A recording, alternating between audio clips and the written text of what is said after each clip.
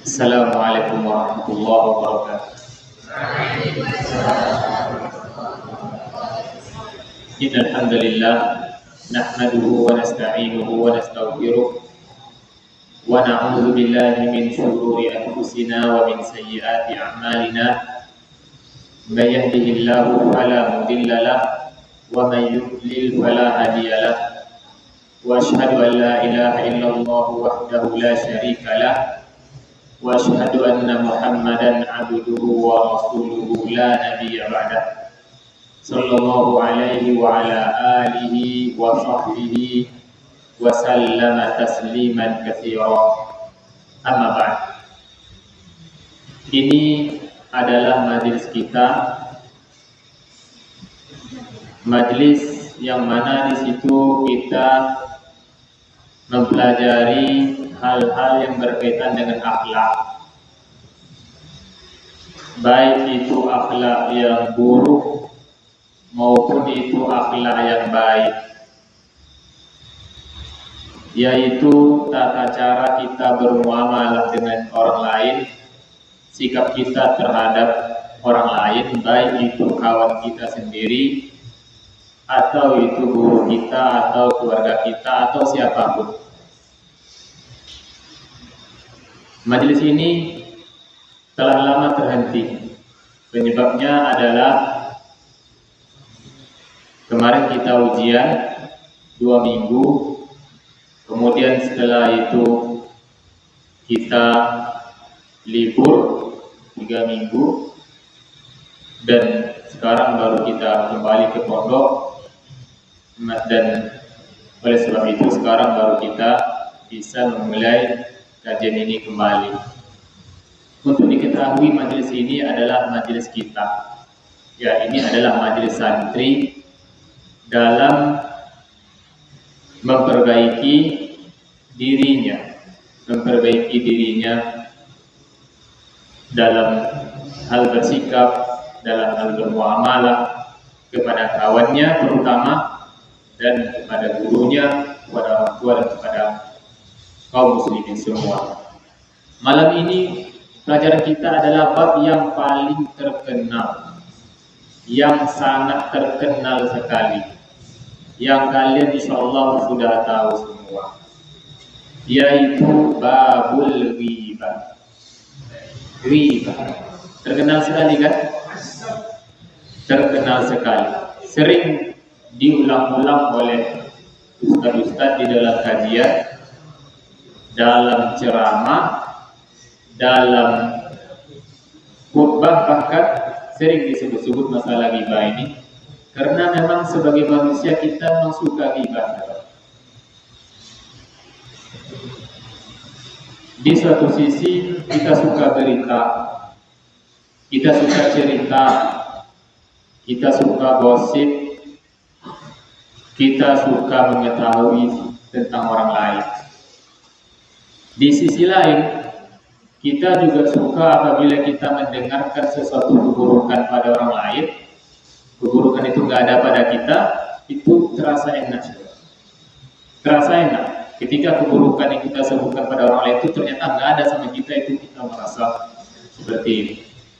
Ya kan, oleh sebab itu ghibah ini disukai, dan oleh sebab itu juga sering sekali kajian tentang ghibah ini diulang-ulang oleh ustaz-ustaz kita, baik di dalam kajiannya, khutbahnya, dan ceramahnya, dan lain-lain. Ghibah itu adalah menyebutkan keburukan orang lain tanpa uzur syar'i, tanpa alasan yang dibenarkan. Kita mulai hadis yang pertama, hadis yang sangat terkenal sekali. An Abi Hurairah radhiyallahu anhu anna Rasulullah sallallahu alaihi wasallam qala atadruna mal ghibah? Qalu Allahu wa rasuluhu a'lam. Qala dzikruka akhaka bima yakrah. Qila afara'aita in kana fi akhi ma aqul? Qala in kana fihi ma taqulu faqad iktabtahu wa in lam yakun fihi faqad bahattahu. Rawahu Muslim. Dari Abu Hurairah radhiyallahu anhu bahwasanya Rasulullah sallallahu alaihi wasallam bersabda, beliau bertanya kepada para sahabatnya, apakah kalian mengetahui apa itu ghibah? Para sahabat menjawab, Allah dan Rasulnya lebih mengetahui. Mereka tawaduk dalam hal ini, ya sahabat. Mereka menyerahkannya kepada Rasulullah SAW.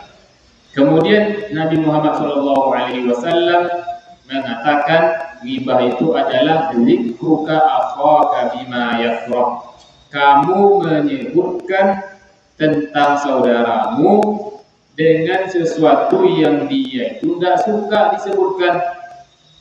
Kamu ceritakan sesuatu tentang dia yang mana dia itu nggak suka sesuatu itu diceritakan. Lebih baik didiamkan menurutnya, kan? Tidak disebutkan kepada orang lain, didiamkan, ditutupi. Nah, kita sebutkannya siapa? Ya kita ceritakan ke sana, kita ceritakan ke sana, ke sana. Nah, ya kayak gitu tuh dinamakan dengan ghibah. Para sahabat bertanya ya sahabat kepada Nabi Muhammad SAW, apa menurut engkau wahai Rasulullah apabila yang saya katakan itu memang betul adanya? Itu saya nggak bohong. Kata sahabat, memang iya Rasulullah, memang iya kayak gitu, saya nggak bohong. Ya kan? Nabi Muhammad SAW mengatakan, apabila ada padanya apa yang kamu katakan, maka itulah kamu ingin menghibah dia. Kalau betul-betul ada, kamu ghibah dia. Kamu menyebutkan keburukan dia yang dia nggak suka disebutkan, kan? Nggak suka dia disebutkan yang seperti itu, dan kamu tanpa ada alasan syar'i, maka kamu berdosa. Ya seperti itu sahabat. Kemudian Nabi menambahkan, dan apabila tidak ada padanya apa yang kamu katakan, maka kamu telah membuat kebohongan, yaitu menempelkan sebuah kebohongan kepada kawan kamu tadi, dan ini dosanya lebih besar lagi. Yang tadi jujur dia ceritakan keburukan, sekarang dan keburukan itu dia yang bikin-bikin, kemudian dia ceritakan kepada orang lain.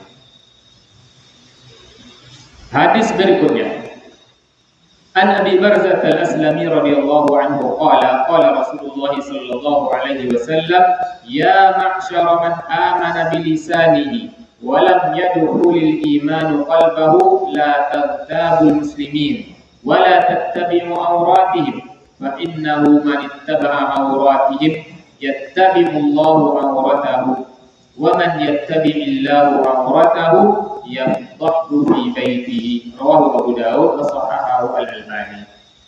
Dari sahabat Nabi Abu Barzah Al-Aslami radhiyallahu anhu, beliau berkata Rasulullah sallallahu alaihi wasallam pernah bersabda, ya sahabat.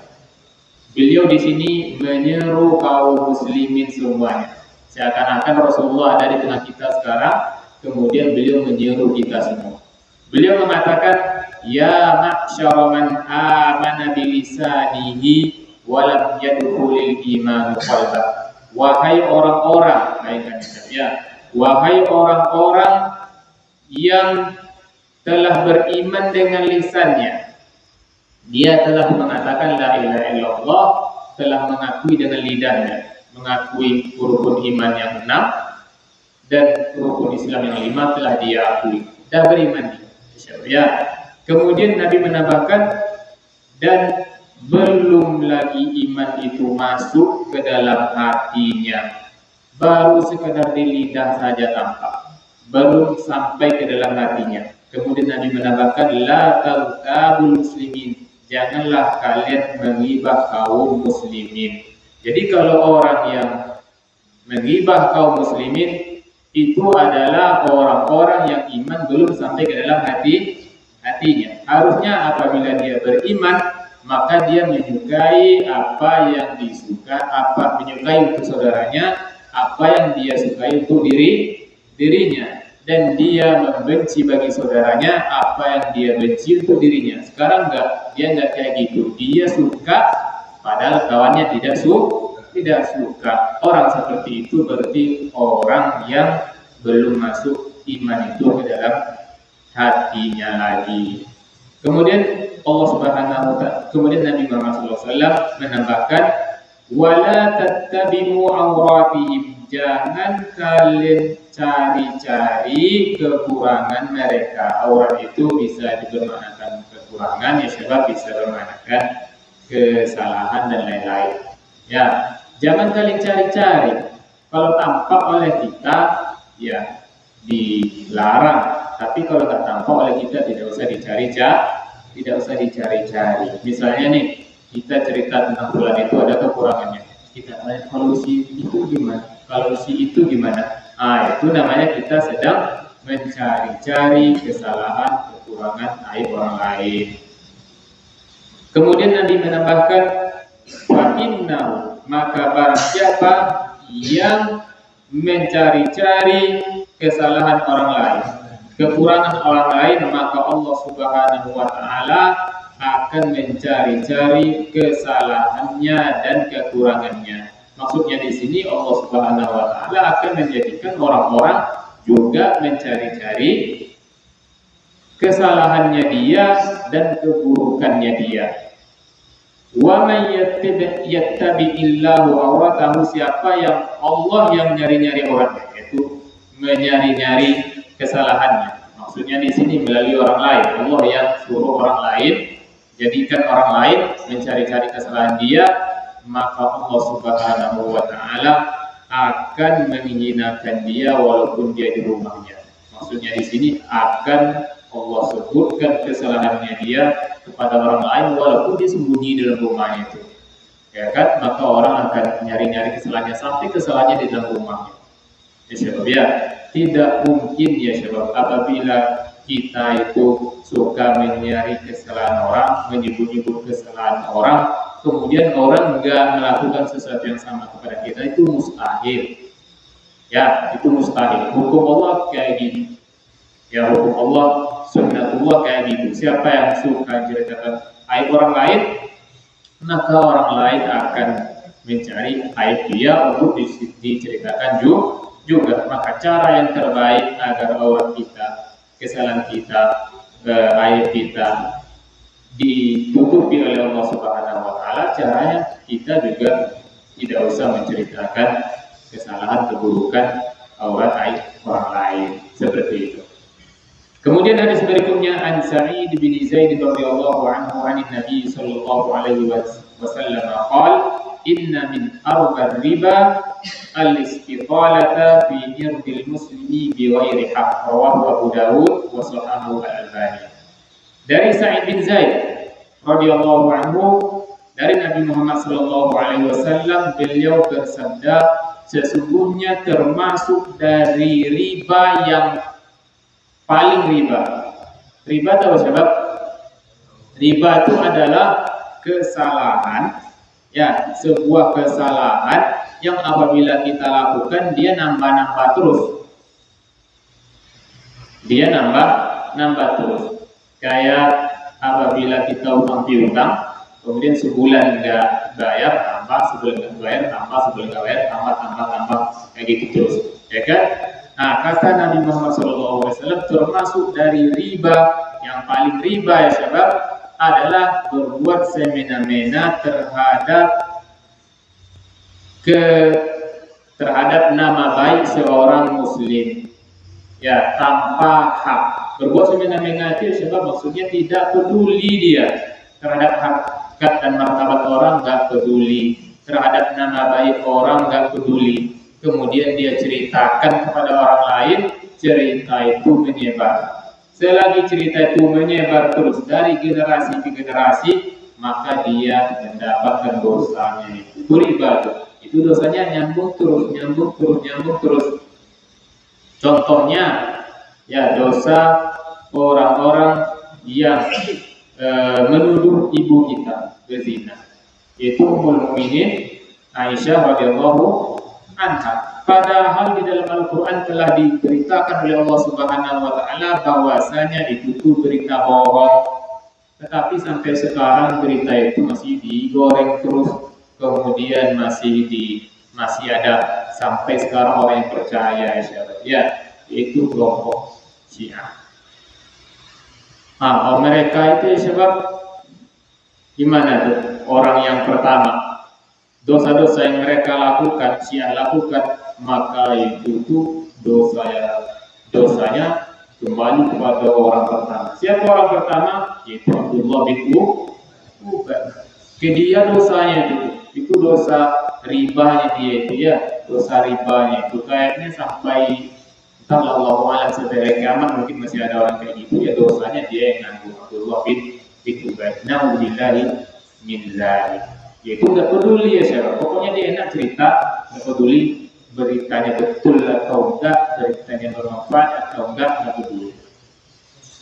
Kemudian hadis berikutnya Anas bin Malik radhiyallahu anhu qala Rasulullah sallallahu alaihi wasallam lamma urija bi marartu bi qaumin lahum azfarun min nuhas yakhmushuna wujuhahum wa sudurahum faqultu man haula ya Jibril qala haula alladhina yaquluna luhuman nas wa yaqauna fi a'radihim rawahu Abu Dawud wa sahahahu al-Albani. Dari Anas bin Malik radhiyallahu anhu, beliau berkata Rasulullah sallallahu alaihi wasallam bersabda, ketika saya dimi'rajkan ke atas langit sana, saya melewati kemudian melihat orang-orang yang memiliki kuku dari besi, dari tembaga kayak gitu, sebab ya atau dari aluminium kayak gitulah semacam itu. Mereka mencakar wajahnya dan dadanya. Maka Rasulullah sallallahu alaihi wasallam berkata, siapa mereka wahai Jibril? Jibril menjawab, mereka adalah orang yang memakan daging manusia. Makan daging manusia itu bukan sumanto maksudnya syariah. Bukan itu. Enggak, maksudnya adalah mereka yang menceritakan keburukan orang lain. Itu ceritanya. Suka ghibah ya syariah.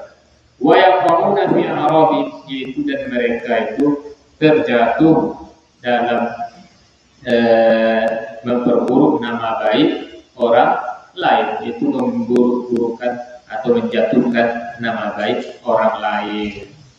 Seperti itu insyaallah.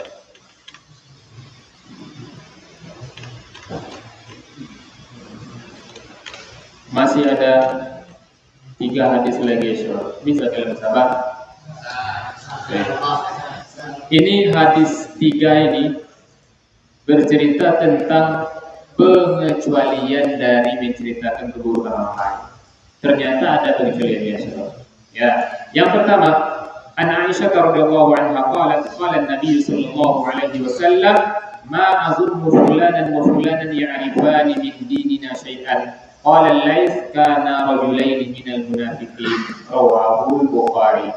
Dari Aisyah radhiyallahu anha, beliau berkata Rasulullah sallallahu alaihi wasallam pernah bersabda mengomentari orang lain, ya, menceritakan keburukan orang lain atau kelemahan orang lain. Beliau mengatakan, saya itu tidak mengira bahwasanya fulan itu tuh mengerti dari agama kita sedikit pun. Itu tuh orang yang tidak mengerti agama. Kata Nabi Muhammad SAW, berkata Al-Laits, yaitu 2 orang itu adalah dari kaum munafik. Jadi ya syabab, riba ini menceritakan keburukan orang ini ya syabab, itu tuh adalah terhitung dosa apabila kita menceritakan keburukan orang muslim, orang mukmin, orang beriman. Karena orang berimanlah yang memiliki harga dan martabat. Adapun orang kafir ya ceritakan, ya itu yang pemain bola yang paling terkenal itu nggak sunat itu kata kita kan, silakan cerita. Ya asalnya dengan itu kata kita kan, silakan cerita itu enggak, itu hal seperti itu tidak akan menjadi dosa insyaallah. Kenapa? Karena yang memiliki kehormatan itu hanyalah kaum muslimin. Adapun selain kaum muslimin tidak memiliki kehormatan. Ya jelas-jelas ya kan? Jelas-jelas. Wa may yuhinillah fama lahu min mukrim. Siapa yang dihinakan oleh Allah Subhanahu wa taala, maka tidak ada orang memuliakannya. Enggak boleh kita muliakan. Kalau memang dia kafir ya mau ceritakan tentang dia terserah. Tidak menjadi masalah. Begitu juga dengan orang yang munafik, yang betul-betul diketahui dia itu orang munafik, maka silakan ceritakan keburukan dia dalam menyebar orang semua apa. Kemudian hadis berikutnya, An Fatimah binti Qais radhiyallahu anha anna Aba Amr ibn Hafsin talaqaha al-battah wa huwa ghaib. Dari Fatimah binti Qais bahwasanya suaminya Abu Umar bin Hafs menceraikannya al-battah talak 3. Wa huwa ghaib, dan Abu Umar itu dalam keadaan ghaib, itu enggak ada di rumah ketika itu, dari jauh. Ya, dari jauh. Fa arsala ilaiha wakiluhu bi sya'irin fasafitahu. Maka wakilnya, utusannya Abu Amr bin Hafs ini mengirimkan kepada Fatimah binti Qais syair. Syair itu gandum, cuman bukan gandum yang bagusnya. Kalau gandum yang bagusnya itu namanya albur. Ya, kalau syair itu semacam gandum juga, cuman yang rendahnya. Fasakhitahu, maka Fatimah binti Qais tidak suka, masa ini saya dikasih sama dia. Kata Fatimah binti Qais radhiyallahu anha. Faqala, maka Abu Amr bin Hafs berkata, wallahi ma laki alaina min syai'. Demi Allah, kamu itu tidak memiliki apapun kewajiban apapun terhadap kami. Itu kami tidak ada memiliki kewajiban apapun terhadap kamu. Kata Abu Amr bin Hafs, suaminya, mantan suaminya. Apabila kita menceraikan istri kita, talak pertama, kita wajib nafkah nggak, Syabab? Wajib nafkah. Talak kedua, wajib nafkah. Talak ketiga, nggak wajib lagi, karena kita nggak bisa rujuk lagi. Kan dia baru bisa rujuk kalau dia ada nikah sama orang, itu baru nanti kalau ada cerai baru rujuk. Jadi ini nih, Abu Amr bin Hafs berkata kepada mantan istrinya Fatimah binti Qais, demi Allah, kamu itu tidak memiliki hak atas kami. Maka Fatimah binti Qais faja'at Rasulullah sallallahu alaihi wasallam fadzakara dzalika lahu. Maka Fatimah binti Qais datang kepada Rasulullah sallallahu alaihi wasallam dan menceritakan itu. Ya, menceritakan itu. Maka Rasulullah berkata, laisa laki alaihi nafaqah. Kamu tidak memiliki nafkah atasnya. Itu suamimu memang enggak wajib kasih nafkah. Itu suamimu udah baik. Ya, suami kamu itu, mantan suami kamu itu udah baik ketika memberikan kamu syair. Udah baik dia itu. Ya, padahal sebenarnya dia tidak wajib. Kemudian fa'amaraha an ta'tadda fi baiti ummi Syarik. Kemudian Rasulullah SAW memerintahkan Fatimah binti Qais ini untuk menunggu iddahnya di rumah Ummu Syarik. Kemudian Rasulullah SAW berkata, tilka mra'atun yang syaha ashabi iktaddi inda bini ummi Maktum fa innahu rajulun a'ma qada'ina thiyabaki fa idza halalti fa adinini. Nabi Muhammad SAW berkata, gak usah di rumah Ummu Syarik. Ya, Ummu Syarik itu banyak orang yang bertamu ke rumah Ummu Syarik. Kamu gak baik di situ. Kamu iddahnya di rumah Abdullah bin Ummi Maktum saja. Karena dia seorang yang buta, maka kamu bisa bebas. Kayak gitulah bahasa Ustaz bisa artikan cepat. Wa idza halalti fa'adnini. Kalau kamu udah halal, ada 3 kali haid. Ya, ada 3 kali haid, dah halal, bisa nikah lagi. Fa'adnini, maka kasih saya kabar. Kata Nabi Muhammad Sallallahu Alaihi Wasallam kepada Fatimah binti Qais ini. Qalat falamma halaltu dzakartu lahu anna Muawiyah bin Abi Sufyan wa Aba Jahmin khatabani. Ketika saya dah halal, ya ada selesai iddah, saya menyebutkan kepada Nabi Muhammad SAW bahwasanya Muawiyah bin Abi Sufyan dan Abu Jaham mereka berdua melamar saya. Jadi setelah 3 kali haid, beliau mendatangi Rasulullah SAW sekaligus berita ada 2 orang laki-laki yang melamarnya. Pertama adalah Muawiyah bin Abi Sufyan, kedua adalah Abu Jahal.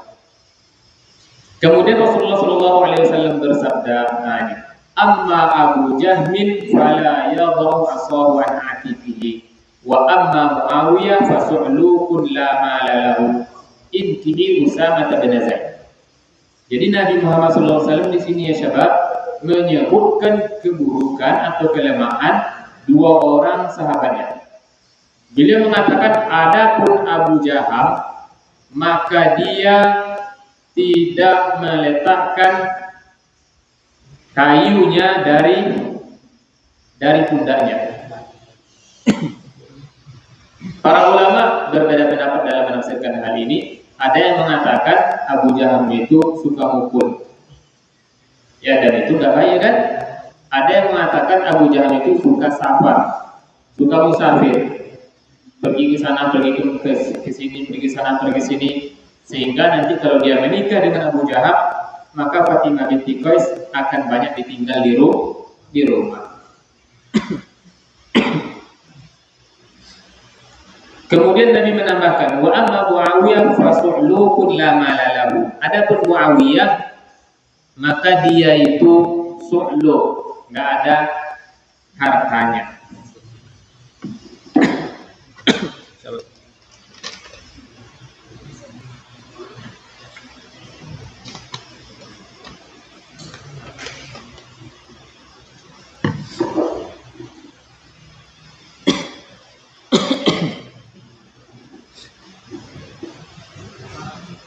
Jadi Nabi Muhammad SAW menyebutkan kekurangan Muawiyah ketika itu. Muawiyah itu miskin, dia nggak ada hartanya.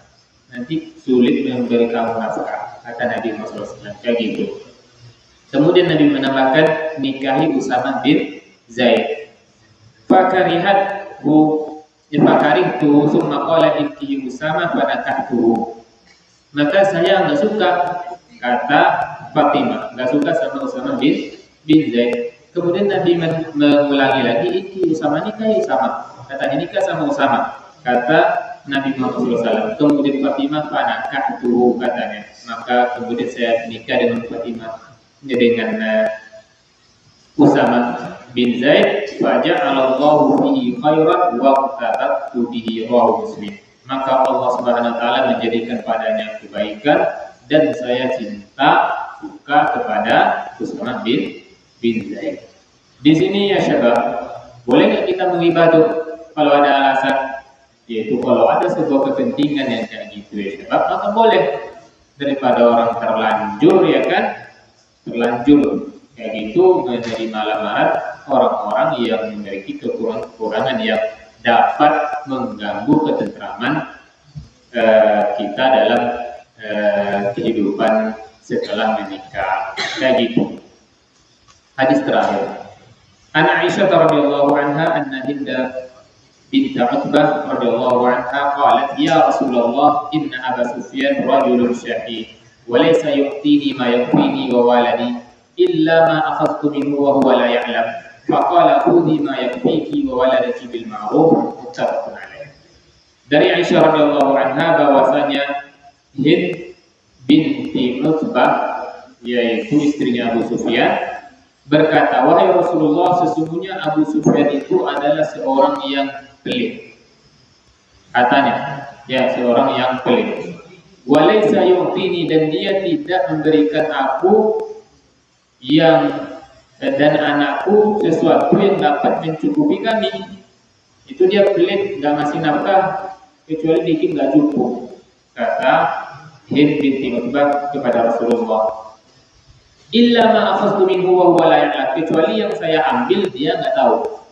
Itu diambil mungkin dari dompet suaminya nggak tahu, ya kan? Maka Nabi Muhammad SAW mengatakan, "Khudhi ma yakfiki wa waladaki bil ma'ruf." Ambillah yang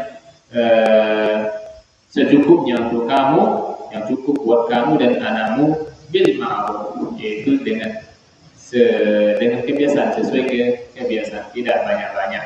Insyaallah tidak banyak-banyak. Muttafaqun alaih. Jadi di sini Hind binti Utbah juga menyebutkan keburukan atau kelemahan Abu Sufyan. Tapi dalam hal apa, syabab? Dalam hal qada, yaitu dalam hal meminta hak. Dalam hal meminta hak, nggak apa-apa kalau dalam meminta hak kalian kadukan misalnya kepada ustadz si fulan itu dia mencuri uang saya gitu ya kan, boleh ya yang seperti itu, karena kita dalam hal mendapatkan hak kita dari dia yang seperti itu tidak masalah. Kemudian dalam yang kita pelajari kayak ini sekarang dalam hal belajar juga insya Allah tidak menjadi masalah. Yang masalah itu sebab kita hanya menghibau orang tetapi alasannya hanya nafsu saja, ya enak-enak cerita saja, ya tanpa ada alasan yang syar'i yang dapat diterima oleh syariat kita. Mungkin dah terlalu panjang Ustaz memberikan kajian malam ini, sampai di sini saja acara majelis.